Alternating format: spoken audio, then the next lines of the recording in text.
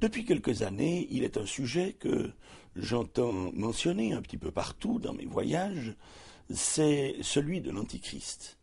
Et j'ai pensé le traiter aujourd'hui en le divisant en 7 chapitres.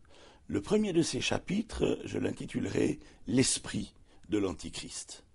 En effet, dans la première épître de Jean, au chapitre 4 et au verset 3, il est écrit « Tout esprit qui ne confesse pas Jésus n'est pas de Dieu, c'est celui de l'Antichrist, dont vous avez appris la venue et qui maintenant est déjà dans le monde. » L'esprit de l'Antichrist, c'est une mentalité d'opposition à la personne de Christ.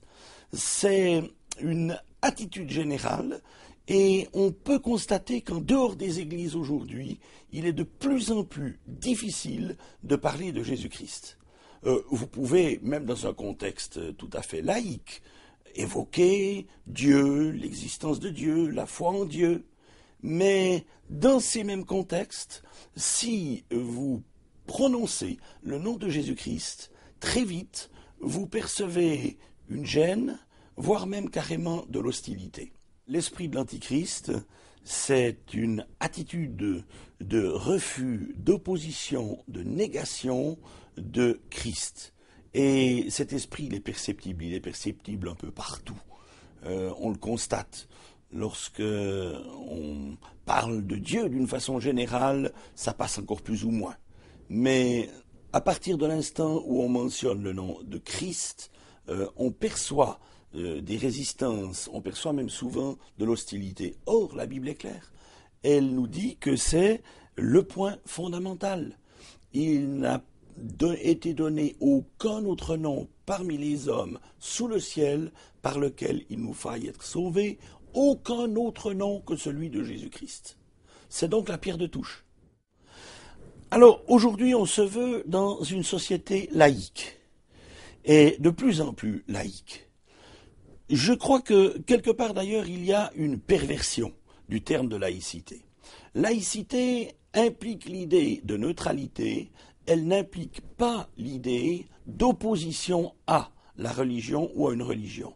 Or, dans les faits, bien souvent maintenant, la laïcité équivaut à une opposition à la foi, et en particulier à la foi chrétienne. Alors, dans la société, on le perçoit de plus en plus.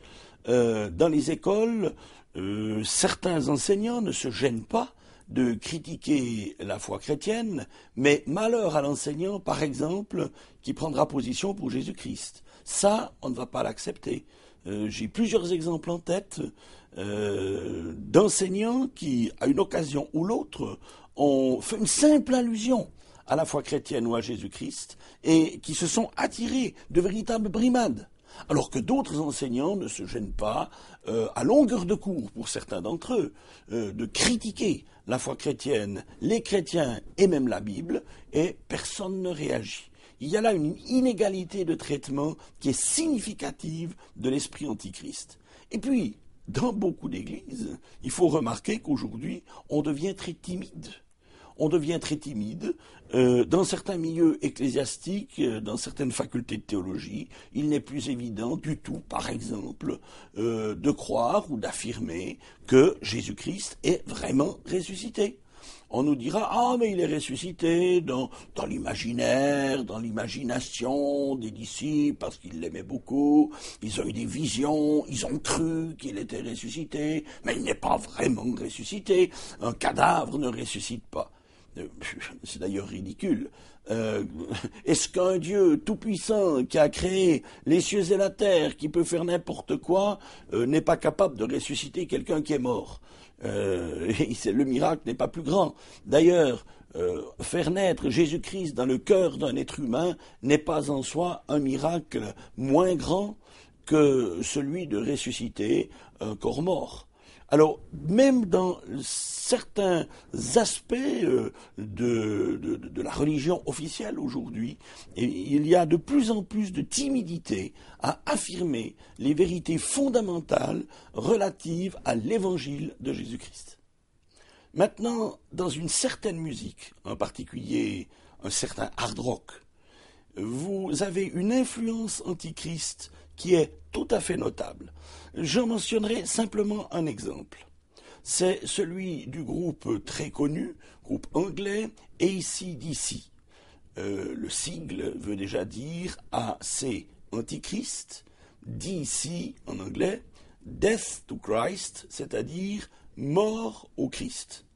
Dans son album le plus connu probablement, Black in Black, il y a un morceau de musique très célèbre qui s'intitule « Les cloches de l'enfer ».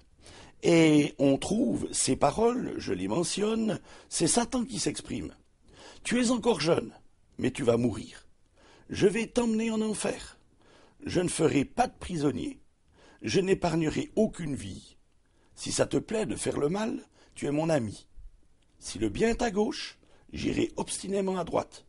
Je ne ferai pas de prisonnier. » Il y a déjà quelques années, avec un tube très célèbre intitulé « I'm on a highway to hell », c'est-à-dire « Je suis sur l'autoroute de l'enfer », ce groupe de rock a entraîné des multitudes de jeunes à chanter « Ne m'arrêtez pas, je fonce et je descendrai jusqu'au bout sur l'autoroute de l'enfer. » C'était un certain 18 février, et Bon Scott a déclaré à la fin du concert, devant tout l'auditoire, « J'invite Satan à réclamer mon âme. Car, pour moi, l'enfer, c'est la terre promise. » Le lendemain, le 19 février, on l'a retrouvé mort. Il avait 33 ans. Il avait encore tout juste chanté cette phrase « Et Satan, je vais payer ma cotisation. » La Bible dit « Ne vous y trompez pas, on ne se moque pas de Dieu. » L'exemple de Bon Scott est très frappant, mais dans un certain sens, on pourrait dire qu'il y a un peu de cet esprit antichrist en tout être humain, parce qu'il y a dans la nature humaine, à cause du péché, quelque chose qui s'oppose à Dieu et à Christ. Il y a dans l'humain de l'orgueil, un esprit de révolte, de domination, de critique. En un mot, il y a le mal. Et la nature humaine est centrée sur elle-même. Elle est égoïste. L'antichrist, je le souligne donc, dans ce premier volet, c'est une mentalité qu'on sent à l'œuvre actuellement. Mais un jour, peut-être tout proche, ce sera un personnage extrêmement rusé et dangereux, qui saura dans un premier temps se donner bonne apparence, mais qui se révélera finalement comme un super Hitler. Alors de manière croissante aujourd'hui, on réalise qu'il y a une espèce de conspiration antichrist à tous les niveaux et un peu partout. Bien sûr, cela est lié en partie à l'occultisme. L'occultisme prend toujours plus de place. On est dans une société dans laquelle on va par exemple ne pas croire aux miracles qui sont mentionnés dans la Bible, mais alors par contre on va croire à ce que va dire tel et tel devin, telle et telle personne qui présente l'astrologie, etc. On ne va pas ajouter foi à des paroles bibliques qui pourtant se vérifient, par exemple dans le domaine des prophéties, mais alors on va accorder beaucoup d'importance à des personnalités qui sont très marquées dans le domaine de l'occultisme et qui, de nombreuses fois, cela a été démontré, se sont trompées. Il y a donc, je dirais, toute une conspiration générale aujourd'hui, mais en particulier aussi liée, c'est vrai, à un formidable essor de toutes sortes de formes d'occultisme et qui vont toutes dans la même direction, et je crois prépare la venue de l'Antichrist. Cet esprit antichrist grandit, va grandir jusqu'à son paroxysme, et à ce moment-là, l'Antichrist, le personnage de l'Antichrist, va apparaître. Deuxième volet, les précurseurs de l'Antichrist. Il y en a eu, il y en a de ces précurseurs. Alors, dans l'Ancien Testament, bien sûr, Jésus-Christ n'était pas encore venu sur la terre. Il était annoncé par beaucoup de prophéties, des centaines de versets, en réalité, de l'Ancien Testament, annonçaient la venue d'un Messie et le présentaient de toutes sortes de manières. Le livre du prophète Daniel, au chapitre 9, nous donne même l'année à laquelle il devait être crucifié. Dans le livre du prophète Michée, écrit 800 ans avant sa venue, il nous est dit qu'il devait naître à Bethléem, c'est-à-dire maison du pain. Ce qui s'est accompli littéralement 800 ans plus tard. Dans le psaume 22, écrit 1050 ans avant la venue de Jésus, il est déjà annoncé qu'on le crucifiera, on percera ses mains et ses pieds. Il est précisé qu'on jettera le sort sur sa robe. Il y a encore la parole centrale des 7 paroles de la croix. Mon Dieu, pourquoi m'as-tu abandonné, qui est donné, etc. Il y a ainsi beaucoup de prophéties relatives à Jésus-Christ, mais Jésus-Christ n'était pas encore venu.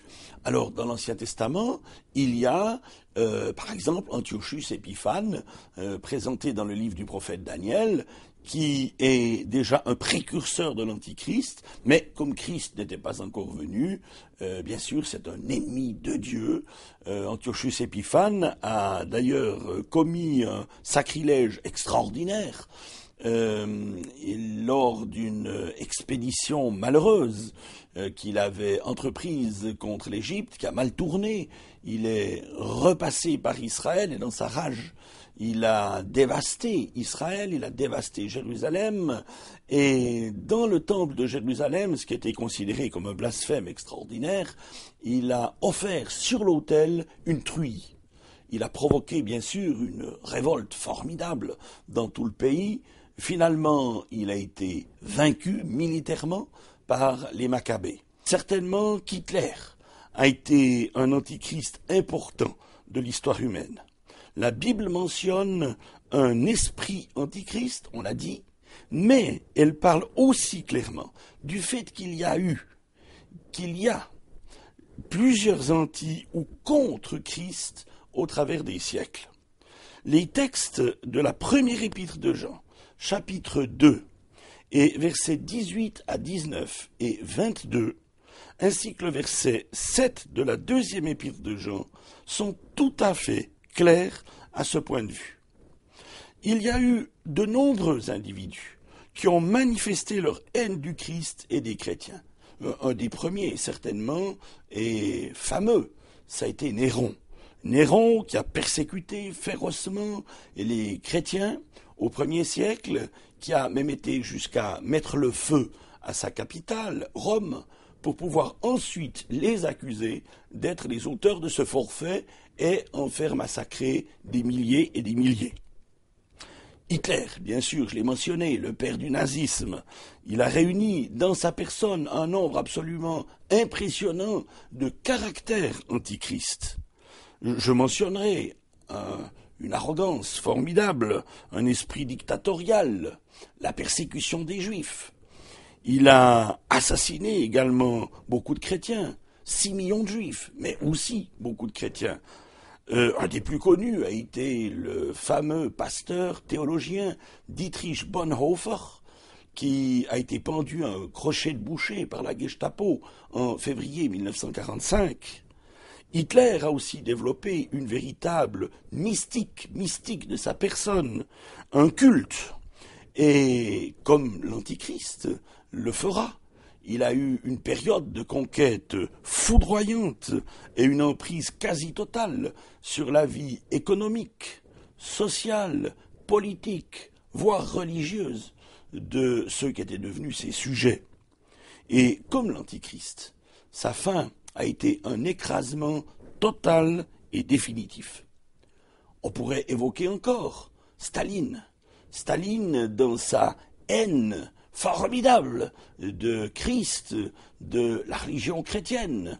Staline qui a fait mourir des millions et des millions d'êtres humains, qui a été un dictateur terrible, qui a créé un univers concentrationnaire, épouvantable, le goulag, et qui est encore dans toutes les mémoires. Il a été un antichrist acharné, sanguinaire, féroce. Il a fait détruire plus de 80 000 églises Staline. Et puis, plus proche de nous, on pourrait évoquer Pol Pot.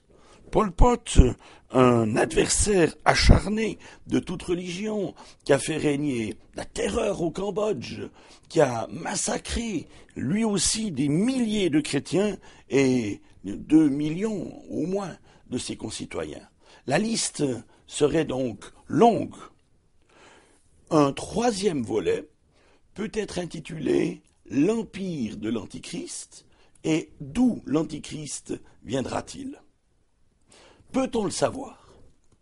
D'après le chapitre 7 du prophète Daniel, en particulier les versets 7 à 8 et 23 à 25, c'est d'une espèce de grand empire romain reconstitué à la fin des temps que l'on voit surgir ce grand dictateur.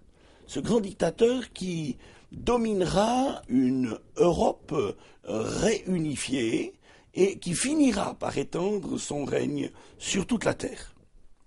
D'après le chapitre 17 de l'Apocalypse, les versets 8 à 9 et le verset 18, il sera en rapport étroit avec la ville de Rome. Elle est désignée dans le texte de manière extrêmement claire comme la ville construite sur cette colline.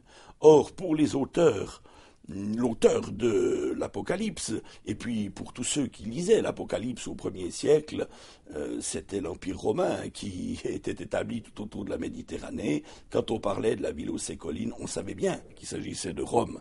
Il n'y avait pas d'erreur possible. Quand on sait que la charte fondamentale de l'Europe unie s'appelle justement le traité de Rome, et que l'on constate qu'en dépit de tous les écueils, de difficultés successives, malgré tout, vaille que vaille, l'Europe est en train de se faire, on réalise que les choses avancent et qu'elles avancent rapidement dans le sens des prophéties.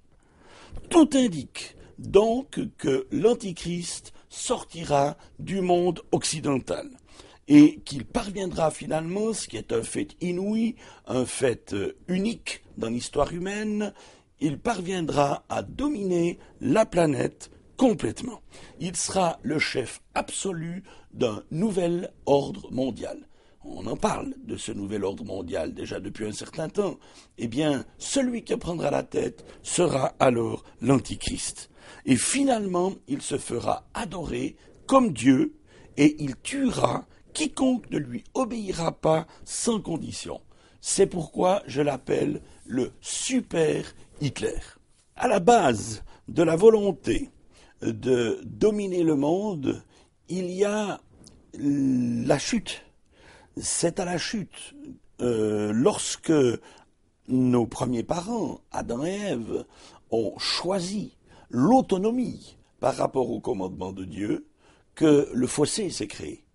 Et la volonté de domination, cette volonté-là, trouve son origine, sa racine dans le péché, dans la révolte initiale contre Dieu. Alors, bien sûr, cette révolte, elle est dans le cœur de l'être humain.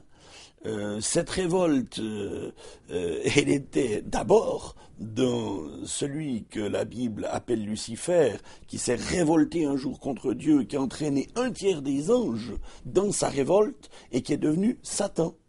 Et l'être humain, lorsqu'il a obéi à la voix du tentateur, est devenu victime de Satan, mais est devenu aussi un homme sous la domination de Satan et qui par conséquent porte, hélas, aussi les caractères de celui qu'il domine, c'est-à-dire le diable qui est le dominateur par excellence.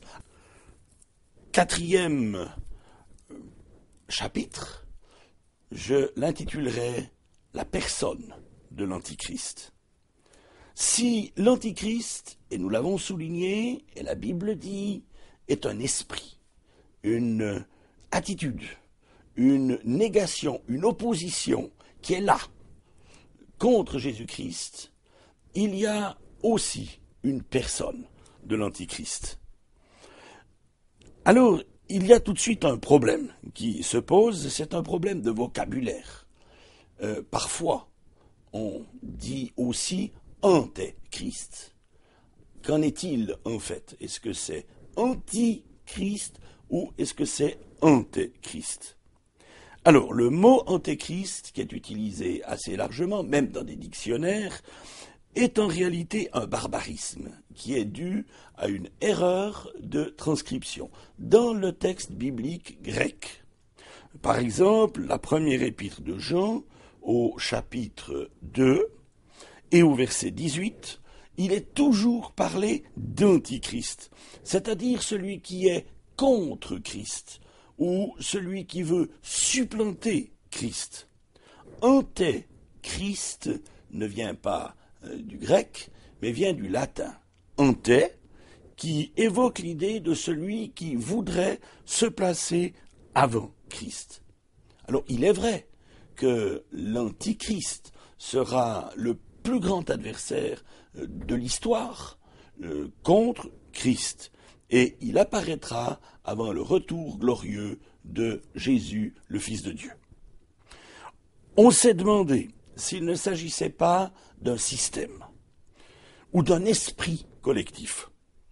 Alors, oui, ce sera un système, mais il y aura un personnage à l'intérieur et qui va l'animer et qui va lui donner toute sa dynamique et tout son sens.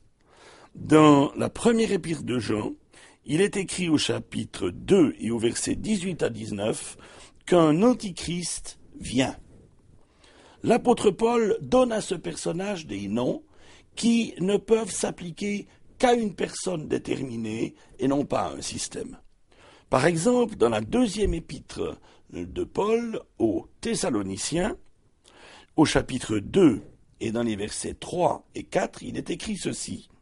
« L'homme de péché viendra, le fils de la perdition. » Et ça, ce sont des titres qui sont déjà donnés à Judas dans l'évangile de Jean, au chapitre 17 et au verset 12.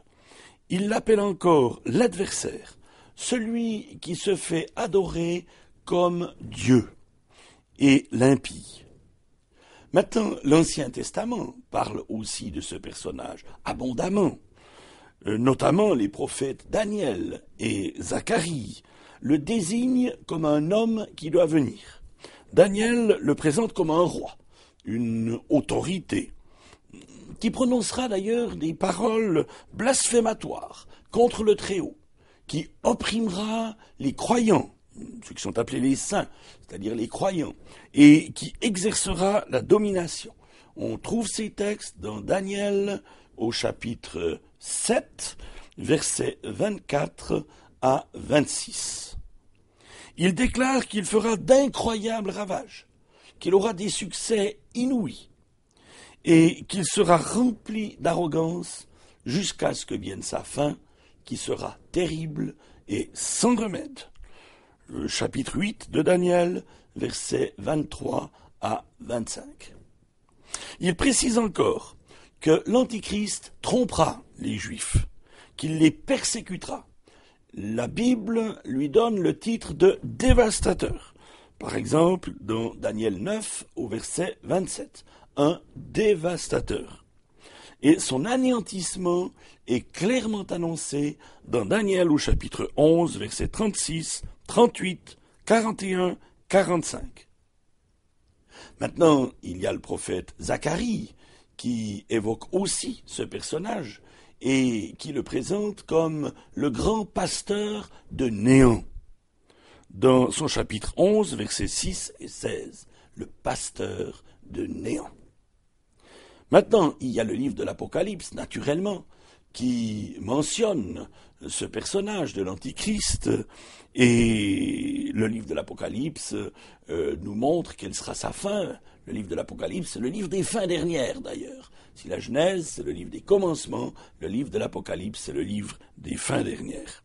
Et elle appelle l'Antichrist la bête, c'est-à-dire un être féroce, bestial, méchant, destructeur, par opposition à Jésus-Christ, que l'Apocalypse appelle l'agneau, que des textes d'autres endroits de la Bible mentionnent comme l'agneau de Dieu qui ôte le péché du monde, alors que l'Antichrist, ce sera la bête, l'homme de péché.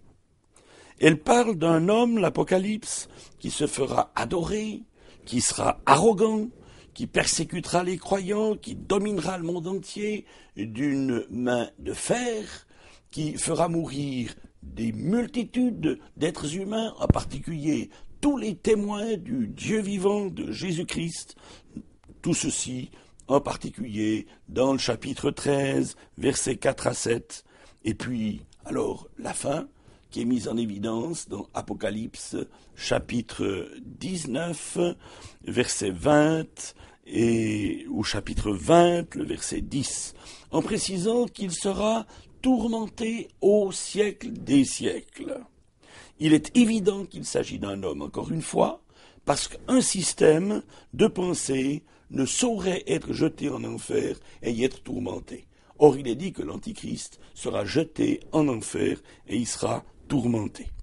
Enfin, bien sûr, Jésus, est-ce qu'il a parlé de l'Antichrist? Oui, de toute évidence, en particulier dans l'évangile de Jean, au chapitre 5 et au verset 43, il a déclaré « Je suis venu au nom de mon Père et vous ne me recevez pas. Si un autre vient en son propre nom, c'est l'Antichrist qui viendra en son propre nom, vous le recevrez. » Maintenant, certains commentateurs ont émis l'idée que l'Antichrist pourrait être juif, et même descendant de la tribu de Dan. Qu'en est-il? Oui, on comprend cette position. Jésus-Christ est né dans le peuple juif. L'Antichrist, lui, pourrait, par équivalence en quelque sorte, et opposition, mais aussi être juif. Et puis, il y a un détail intéressant, c'est que la tribu de Dan, qui est mentionnée dans le livre de la Genèse, au chapitre 49 et au verset 17, est désignée comme un serpent qui mordra et qui nuira. Et dans le livre de l'Apocalypse, au chapitre 7, lorsque les 12 tribus d'Israël sont mentionnées, la tribu de Dan est supprimée. Elle n'est plus présente dans ce texte de l'Apocalypse. Et ce sont des arguments qui ont amené certains commentateurs, dont saint Jérôme, il y a déjà bien des siècles, à supposer que l'Antichrist serait un juif venant de la tribu de Dan. 5e chapitre, le but de l'Antichrist. Pour s'imposer, il faudra certainement que l'Antichrist se présente sous une apparence séduisante. Pour les nations du monde, tout d'abord, qui recherchent la paix, la sécurité économique, il se présentera comme celui qui sera à même de résoudre tous les problèmes que l'on connaît aujourd'hui. Problèmes d'insécurité, problèmes de chômage, de tranquillité. En somme, pour les nations, et c'est ce qui ressort de l'ensemble des textes bibliques, il sera l'homme providentiel. Maintenant, pour les Juifs, il se présentera comme le Messie que l'on attend depuis si longtemps, parce que je rappelle que les Juifs attendent toujours le Messie. Pour les chrétiens, ou supposait-elle, il se présentera comme le Messie revenu, comme Christ revenu, et ceci sous la forme d'un surhomme, le surhomme de la fin des temps. Et puis, très probablement, il se présentera même aux musulmans, comme le Mahdi. Dans un certain nombre de traditions islamiques, on parle de ce personnage formidable qui doit revenir un jour, qui doit venir, c'est le Mahdi. Donc, pour les musulmans, il pourrait parfaitement se présenter comme celui qui amène paix et bonheur, comme ce fameux personnage dont il est question dans leur tradition. En tout cas, Jésus met l'accent sur la puissance de séduction extraordinaire qui sera alors à l'œuvre. Il en parle en particulier dans le chapitre 24 de Matthieu. Le chapitre 24 de Matthieu, c'est un des grands textes apocalyptiques des évangiles. Matthieu 24, Luc 21, Marc chapitre 13. Et il précise dans ce texte de Matthieu que les élus eux-mêmes courront le risque d'être séduits. Tellement la puissance d'enténébrement et de mensonge sera grande. Et tout ce qui sous-tendra l'action de l'Antichrist, ce sera une haine totale, profonde, viscérale contre le vrai Christ. Une haine totale du vrai Dieu. Le Dieu de la Bible est un Dieu trinitaire. Il est Père, Fils et Saint-Esprit. Et le réformateur Luther a eu à cet égard une parole fort intéressante. Il a dit « Le diable est le singe de Dieu, l'imitateur ». Et c'est ce que nous présente le livre de l'Apocalypse. Dans ses chapitres 12 et 13, ce qu'il nous montre pour la fin des temps, c'est une véritable trinité satanique, en imitation et en opposition à la Trinité divine. Il y a d'abord Satan, le père du mensonge, qui nous est présenté symboliquement sous la forme d'un très puissant dragon rouge, plein de rage, contre Dieu, contre le peuple de Dieu. Et puis ensuite, il est question de l'Antichrist, le fils de la perdition, acharné contre Christ, contre les siens, symbolisé par une bête immonde qui va monter de la terre. Et finalement, il est révélé que l'Antichrist aura un acolyte qui est appelé dans l'Apocalypse le faux prophète. Le faux prophète qui montera, lui, de la terre. Ce dernier personnage sera l'ennemi personnel du Saint-Esprit de Dieu. Et le mal sera donc finalement incarné dans une véritable trinité diabolique. Je résume, Satan, l'Antichrist et le faux prophète. Et cette trinité mensongère attirera bien sûr sur elle le jugement de Dieu d'une façon terrible, absolue, radicale.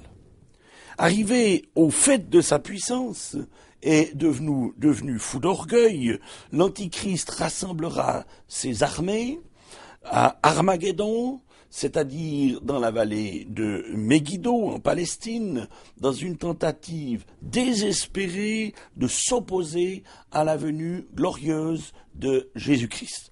On trouve ça dans le chapitre 16 de l'Apocalypse, dans les versets 13 à 16, et dans le chapitre 17 de l'Apocalypse, au verset 14. Et c'est là que l'on voit, notamment, mais on le retrouve dans d'autres textes, notamment dans Zacharie, qu'il sera écrasé par l'apparition victorieuse, glorieuse de Jésus-Christ, qui reviendra pour instaurer un règne de paix et de justice. Il faut mentionner encore un nombre qui a suscité beaucoup de questions et qui est indiqué, souligné comme étant le nombre par excellence de l'Antichrist. C'est bien sûr 666 que l'on trouve dans l'Apocalypse au chapitre 13, versets 17 à 18. Le texte biblique nous dit ceci: « Personne ne put acheter ni vendre sans avoir la marque de la bête ou le nombre de son nom. C'est ici la sagesse, que celui qui a de l'intelligence calcule le nombre de la bête, car c'est un nombre d'hommes, et son nombre est 666. » Il y a eu beaucoup de commentaires contradictoires sur ce passage quelque peu mystérieux. Il faut savoir tout d'abord qu'en grec, mais c'est aussi vrai de l'hébreu et du latin, les lettres de l'alphabet servent aussi de signe pour les chiffres. Par exemple, Aleph en hébreu ou Alpha en grec, ça vaut 1. Bet en hébreu, bêta en grec, équivalent de B dans notre alphabet, ça vaut 2. Et il est possible d'additionner la valeur numérique, ainsi, de chaque lettre, et d'arriver à un total qui forme ce que l'on appelle le nombre du nom. Le nom, donc, de l'Antichrist donnera le total 666. Alors, en arrangeant plus ou moins les lettres et les titres de personnages très connus dans l'histoire, on est arrivé à retrouver bien des fois ce fameux chiffre. Ce qui montre qu'il faut être d'un côté très prudent avec les interprétations, mais d'un autre côté, ceci souligne encore une fois que l'Antichrist aura eu beaucoup de précurseurs. On a pu trouver le chiffre 666 dans Staline, dans Hitler, dans Néron et dans bien d'autres personnages encore. Il y aurait maintenant une autre manière de décoder ce texte et ce nombre en comparant Christ et l'Antichrist. L'Apocalypse nous dit que c'est un nombre d'hommes. Et ce livre, le dernier de la Bible, est rempli de chiffres symboliques. Le chiffre 7, très présent, exprime la perfection divine. Par contre, le chiffre 6 se rapporte à ce qui est humain. 6, 6, 6, c'est le nombre imparfait. Le chiffre parfait serait 777. Donc 666 toujours au-dessous de 7 qui est la perfection. Mais c'est le summum de l'humain qui voudra se faire adorer comme Dieu. Un écrivain du nom de Mauro a noté à ce sujet, je cite, « Ce nombre, c'est aussi la finalité du progrès, la consommation de la civilisation. C'est le total, les 3 dimensions, la longueur, la largeur et la profondeur de l'œuvre de l'homme. Et dans quelque sens que vous calculiez ces dimensions, vous arrivez à 6. Ce nombre symbolise la suprématie de l'homme exalté à la place de Dieu, trônant au sommet de son œuvre et s'écriant dans son délire « Regardez à quoi l'homme a pu arriver ». Le livre de l'Apocalypse nous parle de ce chiffre 666, chiffre de la bête, chiffre de l'Antichrist, et nous dit que ceux qui ne voudront pas porter ce signe ne pourront ni acheter ni vendre. Ce qui nous montre bien que les grands enjeux finaux sont des enjeux essentiellement économiques. Acheter, vendre, ce sont les principes fondamentaux de l'économie. Et aujourd'hui, c'est l'économie qui commande tout, c'est l'économie qui domine tout le reste, qui domine les médias, qui domine la politique, qui domine parfois, dans une certaine mesure même, le domaine du religieux, le social. Tout est aujourd'hui dominé par l'économique. On est vraiment dans la civilisation de l'argent. Pratiquement, le chiffre 666 ouvrira l'accès à notre code AVS. Et aujourd'hui, avec le code AVS en Suisse, on obtient à peu près tous les renseignements que l'on peut désirer sur une personne. Aujourd'hui aussi, on sait que dans le domaine de l'informatique, on retrouve le www, mentionné 3 fois, et en hébreu, c'est le vav, et la lettre vav en hébreu vaut 6. Sans vouloir forcément assimiler l'informatique à l'Antichrist, mais il n'en demeure pas moins que numériquement, le fameux code www que l'on retrouve toujours dans l'informatique nous donne aussi 666, 666, le chiffre de l'Antichrist. 666, ce peut être enfin la proclamation de l'impuissance finale de cette trinité satanique que nous avons mentionnée. 1, de Satan à égaler Dieu. Parce que Cela a été, dès le départ, l'ambition de celui qui avait été Lucifer, le porteur de lumière, un archange glorieux, qui n'a pas supporté d'être le numéro 2, d'être juste après Dieu, et qui s'est révolté contre lui, devenant ainsi le Satan de la Bible et des Hébreux, c'est-à-dire l'adversaire. Et toujours son ambition a été désormais de supplanter Dieu. Mais il n'y arrive pas, il n'y arrivera jamais. Et puis l'incapacité de l'Antichrist à égaler Christ, et puis finalement l'incapacité du faux prophète à égaler le Saint-Esprit, parce que le faux prophète sera, lui, le singe du Saint-Esprit. Le faux prophète concentrera l'attention de tous sur la personne de l'Antichrist. Donc, il tiendra dans la Trinité satanique le rôle du Saint-Esprit dans la Trinité divine. Dans la Trinité divine, le Saint-Esprit met l'accent, met en évidence la personne de Jésus-Christ. Il glorifie Dieu. Eh bien, le faux prophète mettra l'accent et glorifiera l'Antichrist. Alors voilà, quoi qu'il en soit, finalement, ceux qui vivront ce temps-là et l'avènement de l'Antichrist, eux, ils sauront définitivement ce que ce chiffre signifie et qui il désignera. Un 6e chapitre, je l'ai intitulé « La chute de l'Antichrist ».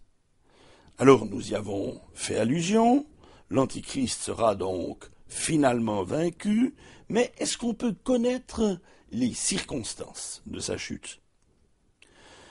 J'ai essayé de rapprocher les divers passages bibliques qui nous parlent de la fin de ce sinistre personnage dans l'Ancien comme dans le Nouveau Testament.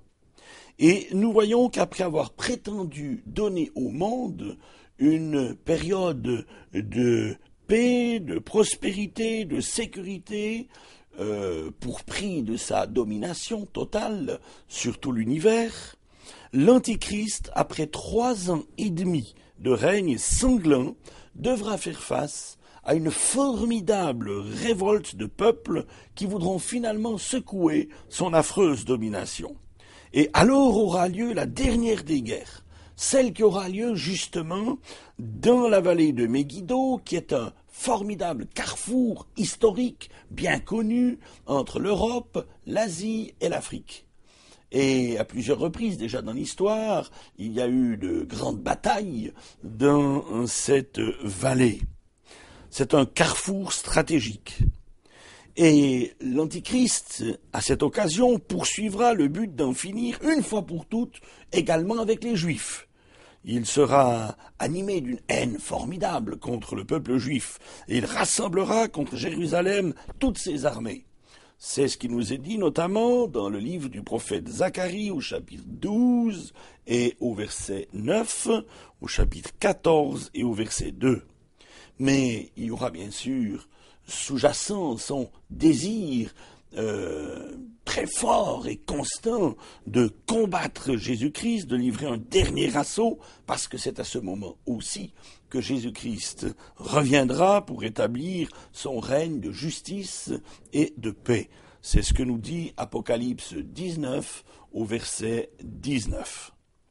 Jésus-Christ apparaîtra alors sur la montagne des Oliviers en face de Jérusalem, et de là, il pulvérisera ses adversaires. C'est ce que déclare Zacharie 14, versets 2 à 4. Enfin, à ce moment-là, sera fixé le sort éternel de l'Antichrist. C'est le chapitre 19, verset 20 du livre de l'Apocalypse qui nous dit « La bête, c'est-à-dire dans le cas particulier l'Antichrist, fut prise.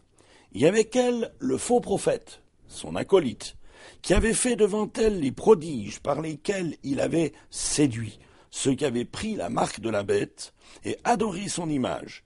Ils furent tous les deux jetés vivants dans les temps ardents de feu et de soufre. » Il est ajouté un peu plus loin, au chapitre 20 et au verset 10 de l'Apocalypse toujours, que son sort final sera d'être tourmenté jour et nuit au siècle des siècles.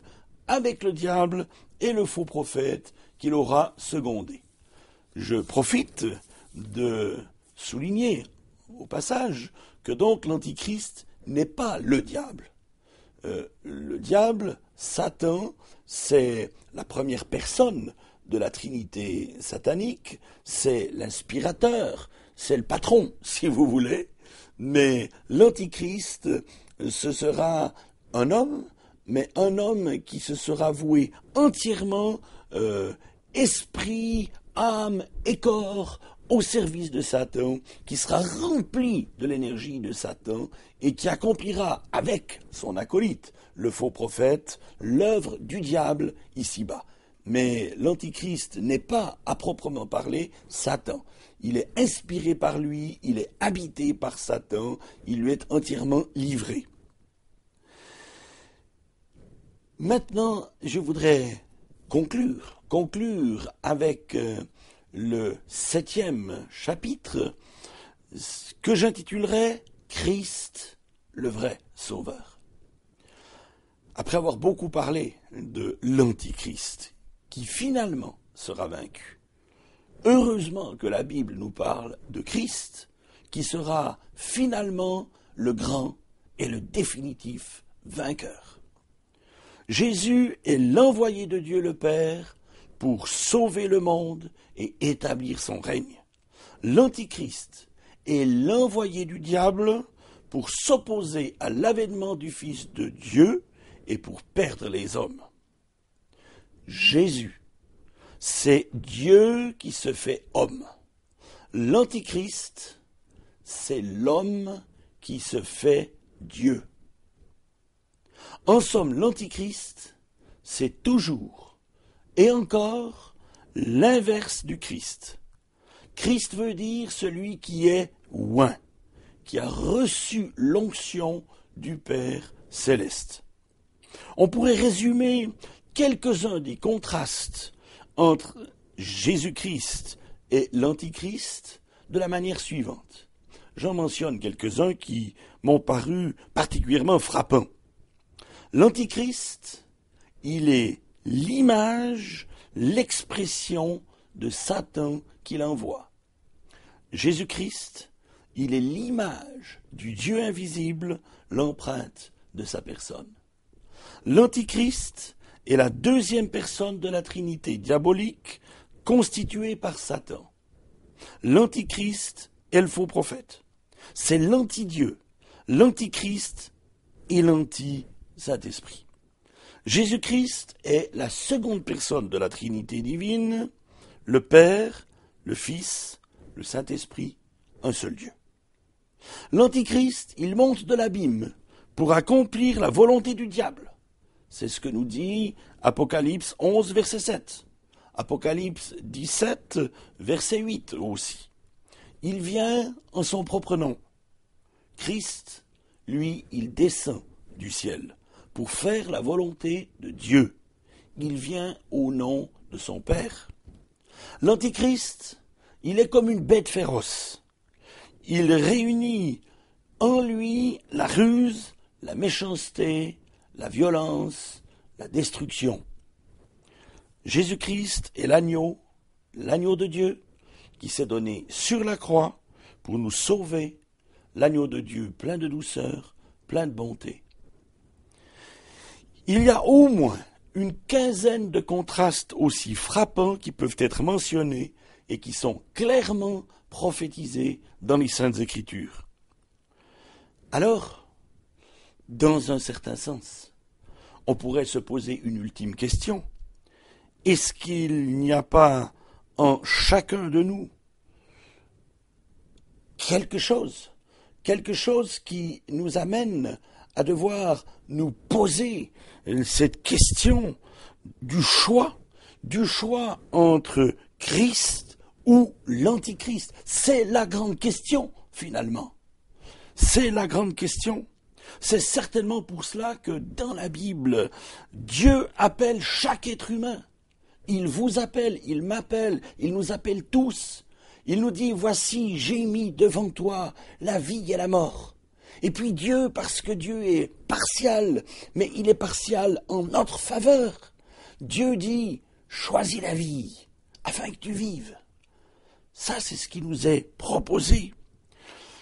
Et puis, Christ ressuscité, dans le chapitre 3, au verset 20 du livre de l'Apocalypse, nous dit encore ceci. Voici, je me tiens à la porte de notre cœur, de notre vie. Je me tiens à la porte et je frappe.